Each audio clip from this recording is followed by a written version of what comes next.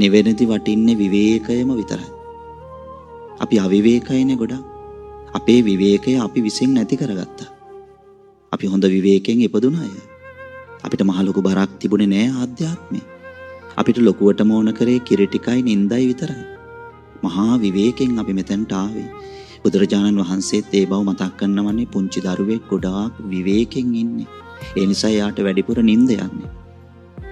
නමුත් මේ විවේකයේ බලන්නකොට ටික අපිට නැති වෙලා ගිය හැටි මොනතරම් අපරාධයක්ද? ජීවිතයට තියෙන්න ඕන වටිනම දේ නිදහසනේ. සම්මුතියට ඇබ්බැහි වෙච්ච නිසා, සම්මුතිය කර තියාගත්ත නිසා, සම්මතයට අපිත් යන්න ඕන, අපිත් කන්න ඕන, අපිත් බොන්න ඕන, අපිත් අඳින්න ඕන, අපිත් ගේ හදන්න ඕන, අපිත් වාහනේ ගන්න ඕන. සම්මතයට හිර වුණා. තමන්ට ලැබිච්ච කාලය තුලින් වැඩිපුර ප්‍රමාණයක් ගෙවිලා ගියේ සම්මතය නඩත්තු කරන්න. එහෙම නැති අය ස්වල්පයි. සම්මතය නඩත්තු කරන්න වැඩිපුරම මහන්සි ගත්තේ. ඒ සම්මතය තුල තියෙන සෑම දෙයක්ම නිකන් හීනයක් වගේ වෙනස්. සම්මතය තුල අපි මේ වටිනාකම් දීගෙන යන සෑම දෙයක්ම අවසානයේ හිතලා බැලුවට පස්සේ තමන්ගේ ආධ්‍යාත්මයටම ප්‍රත්‍යක්ෂ වෙනවා ඒක.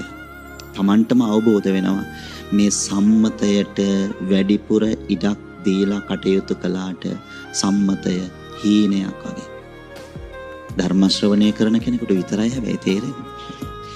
ඒයින් පිට සම්මතයටම ඇබ්බැහි වෙලා සම්මුතියම පෝෂණය කරන අයට ඒක තේරෙන්නේ නැහැ. ඒගොල්ලෝ බලන්නේ ගොඩ වැඩි කරගන්න. ගොඩ ගහගන්නේ ඇහෙන්, කනෙන්, නාසෙන්, දිවෙන්, ශරීරෙන්, මනසින්. නේද? ගොඩ හැම වෙලාවෙදිම එකතු වෙන්නේ ගොඩ ගැහෙන්නේ කොතනටද? ආධ්‍යාත්මයට, හිතට. ඇහෙන්, කනෙන්, නාසෙන්, දිවෙන්, ශරීරයෙන්, මනසින් මේ ගොඩට එකතු වෙනකොට වෙහෙසද නැද්ද? වෙහෙසයි. Tamanට හිතන්න වෙලාවක් නැති වුණාට මෙතනදී පුළුවන් හොඳ කල්පනාවෙන් හිතන්න මේ ධම්සභා මණ්ඩපය ප්‍රණීතතර තැනක්. ධම්සභා මණ්ඩපය ප්‍රණීතතර තැනක්. මෙතන පුදුම ආස්වාදයක් Tamanගේ ආධ්‍යාත්මයට ලැබෙන්නේ.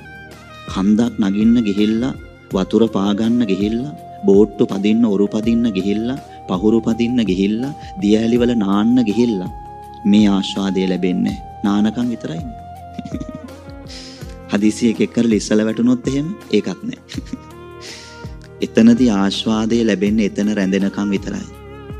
මෙතනදී ආස්වාදය ලැබෙන්නේ මෙතන රැඳෙනකම් විතරක් නෙවෙයි. මෙතනින් හැම වෙලාවෙදිම පිට වෙනකොට, මෙතනින් නැගිටිනකොට, මෙතන අවසන් කරනකොට Tamanට දෙයක් ඉතුරු වෙනවා කල්පනා කරන්න. කල්පනාව තමයි නිවනට උපකාර වෙන්නේ. ඒ නිසා අපිට කවදා හරි දවසක තේරෙනවා මේ සම්මුතිය තුල කරන නඩත්තුව හීනයක් වගේ. හැමෝම පසට යට වෙනකොට මේ එකක්වත් නැහැ. හරි අපරාධයක්. බොරැල්ල කනත්ත ළඟින් එනකොට ගේ ළඟ කනත්ත ළඟින් යනකොට බලයි යන්න. බෞද්ධයකට එන්න බොරැල්ල කනත්ත පහු කරගෙන ගොඩක් අයනෝනේ. බොරැල්ල කනත්ත ළඟින් එනකොට බලාගෙන එන්න, ගේ ළඟ කනත්ත ළඟින් යනකොට බලාගෙන යන්න. Tamanට තේරෙනවා අන්තිමට කිසිවක් නැතුව Tamanට පසට යට වෙන්න වෙනවා. මේක තමයි අනාදිමත් සංසාරයේ පුරාවටම සිද්ධ වුණේ. මොකුත් නැතුව, කවුරුවත් නැතුව පසට යට වුණා තමයි. දුකයි.